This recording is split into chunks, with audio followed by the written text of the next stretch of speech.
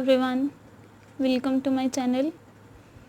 In this video we are going to cover a topic of 9th class physics. The topic is to derive the equations of motion by graphical method. In the previous video we have already discussed about the graphical method, graphical representation of motion.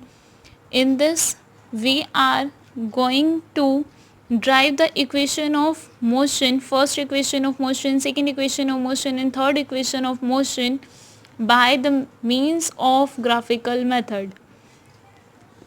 Our first equation is v is equals to u plus at. Second equation of motion is s is equals to ut plus half at square, and third equation of motion is v square is equals to u square plus 2ac. V represent final velocity, U represent initial velocity, A represent acceleration, T represent time and S represent distance. So let us start our first derivation. To derive V is equals to U plus AT, first equation of motion drive करने के लिए by graphical method. Graphical method से let us start this. देखिए graphical method में आपको ये drive करने के लिए क्या लेना होता है, वेलोसिटी टाइम ग्राफ, बिकॉज इसमें एक्सेलरेशन की रिक्वायरमेंट है और एक्सेलरेशन हमें कहाँ से मिलता है, स्पीड टाइम ग्राफ या वेलोसिटी टाइम ग्राफ से. और यहाँ हम initial velocity and final velocity लेते हैं, इसीलिए ग्राफ भी किसके बनेगा, वेलोसिटी का, ना कि स्पीड का. बेशक मीनिंग सेम रखते हैं हम पढ़ते हुए, लेकिन यहाँ पर आप वेलोसिटी का ही यूज़ करेंगे, बेटर रहेगा. Velocity time. अब आपने लेना क्या है, यहाँ पर आप इनिशियल वेलोसिटी ड्राइव करना चाहते हैं तो दैट मीन्स इनिशियल वेलोसिटी कुछ ना कुछ तो होनी चाहिए, बिकॉज हम ज़ीरो का तो एक्सेप्शनल केस हो जाएगा, ज़ीरो तो एक स्पेशल केस हो जाएगा. अगर हम सारे केस को स्टडी करना चाहते हैं तो हमें कुछ ना कुछ इनिशियल वेलोसिटी लेकर चलनी होगी. वो इनिशियल वेलोसिटी ज़ीरो भी हो सकती है, 1 भी, 2 भी, 3 भी, कुछ भी हो सकती है. इसीलिए जनरल केस लेने के लिए कुछ ना कुछ इनिशियल वेलोसिटी लेकर चलेंगे. इसीलिए हमने इनिशियल वेलोसिटी ज़ीरो नहीं ली, हमने अपना ग्राफ यहाँ से स्टार्ट नहीं किया. अब आप यूनिफॉर्म एक्सेलरेशन यहाँ पर स्टडी करेंगे, बिकॉज ये रिप्रेजेंटेशन हम ऑलरेडी स्टडी कर चुके हैं. यूनिफॉर्म के केस में ही स्टडी किया जाता है ये सब मोशन का. तो यूनिफॉर्म निकालने के लिए आपको क्या करना होगा, इक्वल टाइम इंटरवल इंक्रीज के साथ इक्वल वेलोसिटी भी इंक्रीज करनी चाहिए, तो क्या हो जाता है, यूनिफॉर्म एक्सेलरेशन प्रोड्यूस होती है. इसीलिए इन दोनों का ग्राफ कैसा आता है, स्ट्रेट. अब कुछ ना कुछ उसकी पहले से ही स्पीड थी जब आपने देखना स्टार्ट किया उस बॉडी को 0 सेकेंड पर, बिकॉज हम जहाँ से टाइम स्टार्ट करते हैं कि हमने अब अपना देखना स्टार्ट किया तो हम उसे 0 मान लेते हैं. तो हमने जहाँ से मेजरमेंट ऑब्जर्वेशन करना स्टार्ट किया वो हमारे लिए 0 सेकेंड है. 0 सेकेंड पे देखा तो उसकी कुछ ना कुछ स्पीड थी. हमारे आगे से एक कार जा रही थी तो हमने उसे हमारे जहाँ तक नज़रें जा रही थी वहाँ से देखना स्टार्ट किया और फिर लास्ट तक उसे जाते हुए देखा. तो फिर क्या है, 0 सेकेंड से हमने इतनी देर के लिए देखा तो हमारे लिए स्टार्टिंग टाइम 0 सेकेंड हो गया. तो उसकी कुछ ना कुछ थी कि वो 15 से आ रही थी और फिर उसकी बढ़ती गई, जब तक हम देखते गए तो इतना टाइम हो गया, उसकी स्पीड इतनी इंक्रीज हो गई. तो इस टाइप से ये ग्राफ बना है. अब इसका यूज़ कैसे करेंगे, so to derive v is equals to you plus AT, आपने ग्राफ लेना है velocity time graph. Velocity time की इंक्रीज होने के साथ वेलोसिटी भी इंक्रीज कर रही है. यूनिफॉर्म एक्सेलरेशन का आपने ग्राफ लिया है. अब यूनिफॉर्म एक्सेलरेशन के केस में आपके पास 2 ग्राफ आते थे, एक तो आप इनिशियल वेलोसिटी को 0 लेते थे, एक आपने इनिशियल वेलोसिटी 0 नहीं ली. यहाँ पर आप इनिशियल वेलोसिटी को 0 नहीं लेंगे, बिकॉज कुछ ना कुछ इनिशियल वेलोसिटी आपको लेनी है. सो इनिशियल वेलोसिटी हम यहाँ पर कुछ ना कुछ ले रहे हैं. जैसे आपने किसी बॉडी को देखना स्टार्ट किया, आपके आगे से कार जा रही है, तो हमारे लिए जब देखना स्टार्ट होता है वही हमारे लिए 0 सेकेंड कि हमने इस टाइम से स्टार्ट किया और इस टाइम तक देखा, तो उनको माइनस करके इतने मिनट के लिए हमने देखा था, तो हमारे लिए वही 0 पॉइंट हो जाता है. तो यहाँ से हमने यहाँ से देखना स्टार्ट किया तो उसकी स्पीड कुछ ना कुछ थी, फिर हमने 5 सेकंड के बाद देखा उसकी स्पीड बढ़ गई, फिर 5 सेकंड बाद देखा उसकी स्पीड फिर से बढ़ गई. तो इस टाइप से हर 5 सेकंड में उसकी स्पीड 10 मीटर पर सेकंड इंक्रीज होती जा रही है. इसलिए यूनिफॉर्म एक्सेलरेशन का ग्राफ हो गया. रेगुलर टाइम इंटरवल इंक्रीज होने के साथ रेगुलरली उसकी वेलोसिटी भी इक्वल इंटरवल से इंक्रीज हो रही है. तो ये यूनिफॉर्म एक्सेलरेशन का ग्राफ है. एक्सेलरेशन की रिक्वायरमेंट है हमें. अब देखिए आप इनिशियल स्पीड उसकी कुछ ना कुछ थी कि उसने 5 से स्टार्ट किया, इसे आप किससे रिप्रेजेंट करते हैं, u से. इसे नेम दे दिए इस पॉइंट को a. नेक्स्ट अब इस पॉइंट पे देखना चाहते हैं कि एक्सेलरेशन, उसकी जो फाइनल वेलोसिटी है वो अब यहाँ पर आ गया है। तो यहाँ से देखिए, पहले तो आपको मीट करवाना है कि ये कितना टाइम है, बिकॉज टाइम की रिक्वायरमेंट है। यहाँ से मीट करवाएंगे ताकि आपको ये भी पता चल जाए यहाँ से यहाँ तक कौन क्या पता चलेगा टाइम के बारे में, बिकॉज टाइम ये चीज़ दिखाती है ना कि 0 से 5, तो ये टाइम बताएगा और ये आपको वेलोसिटी बताएगी। अब वेलोसिटी टाइम, ये टाइम बताएगा और ये वेलोसिटी, बिकॉज पैरेलल से ही तो पता चलेगा।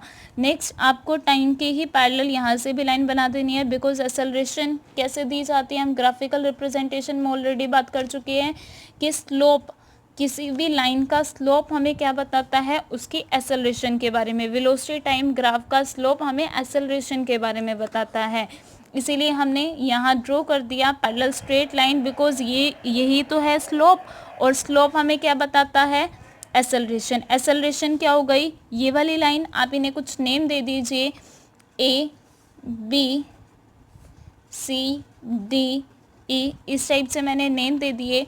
अब एक्सेलरेशन स्लोप बताता है। स्लोप क्या होता है, पहले आपको परपेंडिकुलर जो एंगल बना है ना, एंगल तो हम क्या बनाते हैं हमेशा हॉरिजेंटल के साथ, एंगल के सामने वाला जो कि क्या है बी डी, और एंगल के साथ वाला या फिर नीचे वाला कह सकते हैं क्या है ए डी। तो एक्सेलरेशन क्या है, बी डी अपॉन में ए डी।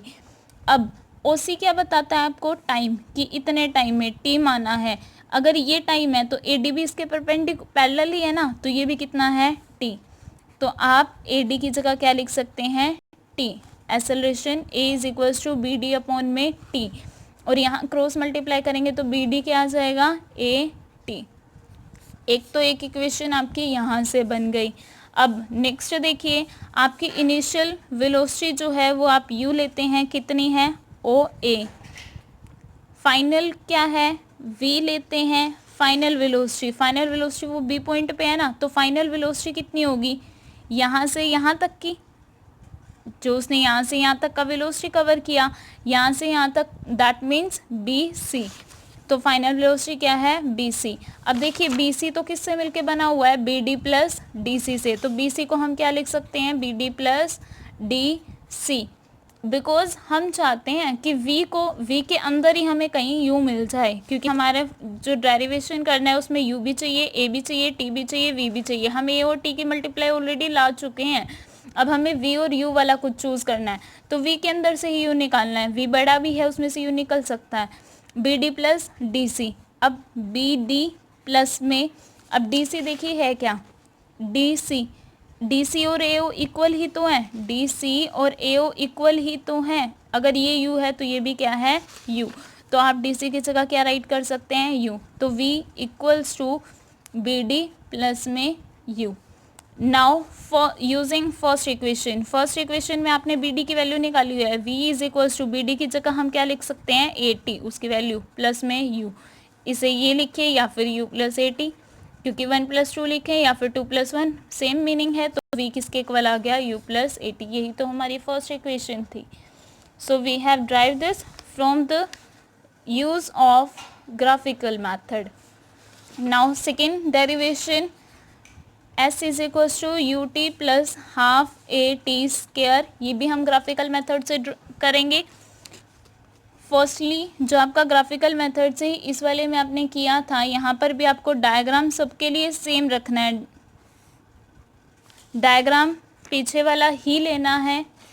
डिस्टेंस किसके इक्वल होता है, यहाँ पर डिस्टेंस का यूज़ है तो आप डिस्टेंस भी लेंगे। डिस्टेंस किसके इक्वल होता है, स्पीड मल्टीप्लाई में टाइम, और साथ ही साथ जो हमने ग्राफिकल रिप्रेजेंटेशन में यूज़ किया है वो कितना आया था, डिस्टेंस हमें कैसे मिला था, एरिया ऑफ फिगर से, कि इसके नीचे कितना कवर हुआ, क्योंकि ये यूनिफॉर्म एक्सेलरेशन है, जो मेन लाइन आती है उसके नीचे का जो भी एरिया है वही हमें क्या बताता है, डिस्टेंस के बारे में।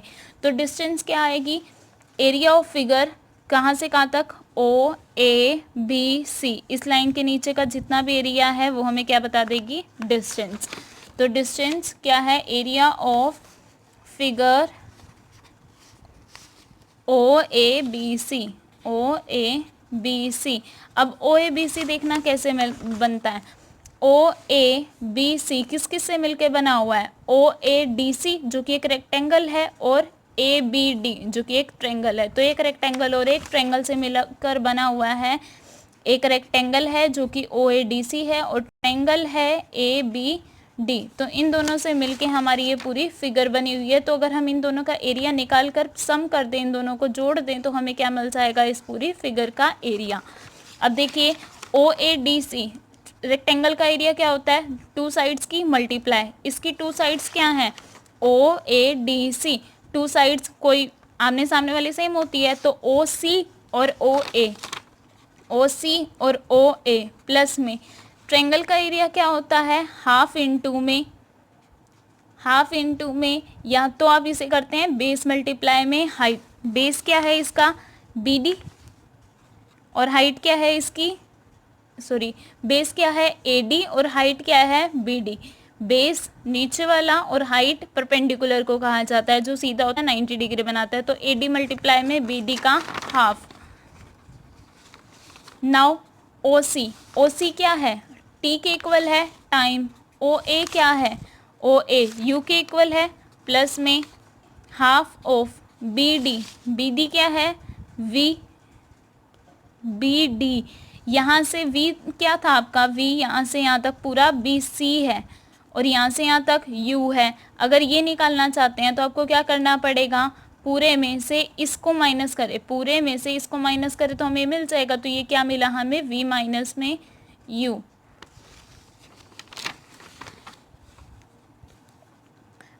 और लेकिन यहाँ पर आपको v माइनस यू का कहीं पर भी यूज़ नहीं मिलेगा, तो इसलिए आप यहाँ पर क्या कर सकते हैं, बी डी हम फर्स्ट में ही ड्राइव कर चुके हैं कि बी डी किसके इक्वल आया था, ए टी के इक्वल। तो आप बी डी की जगह क्या लिख सकते हैं, ए टी, और ए डी किसके इक्वल है, ऑलरेडी टी के इक्वल, टी के इक्वल।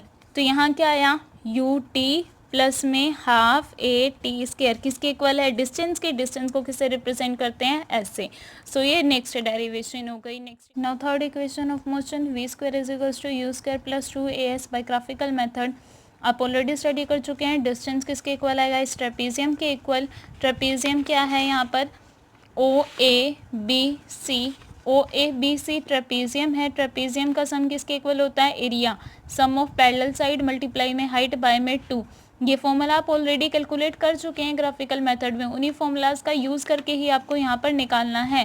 पैरेलल साइड क्या है, ओ ए और ये कंप्लीट बी सी। ओ ए प्लस में बी सी लिखें या सी भी लिखें, मल्टीप्लाई में पैरेलल डिस्टेंस कितना है इनका, हाइट कितनी है, ओ सी। यहाँ ओ ए की वैल्यू क्या है, यू, सी बी की वैल्यू क्या है, वी, मल्टीप्लाई में ओ सी क्या है, टी, बाय में 2। यहाँ डिस्टेंस पता चला। नेक्स्ट यहाँ पर यूज़ करना है आपको फर्स्ट इक्वेशन ऑफ मोशन का, v is equal to you plus A T. A T की वैल्यू क्या आ जाएगी, v माइनस में u, t की वैल्यू क्या आई, v माइनस में u अपॉन में a। s में s इज इक्वल टू जो अभी अभी आपने कैलकुलेट किया था, वहाँ v प्लस यू की जगह आप क्या राइट कर सकते हैं, sorry v plus U multiply में टाइम था ना, टाइम की जगह आप क्या राइट कर सकते हैं, v माइनस में u अपॉन में a। टाइम की वैल्यू पुट कर दी उस इक्वेशन में।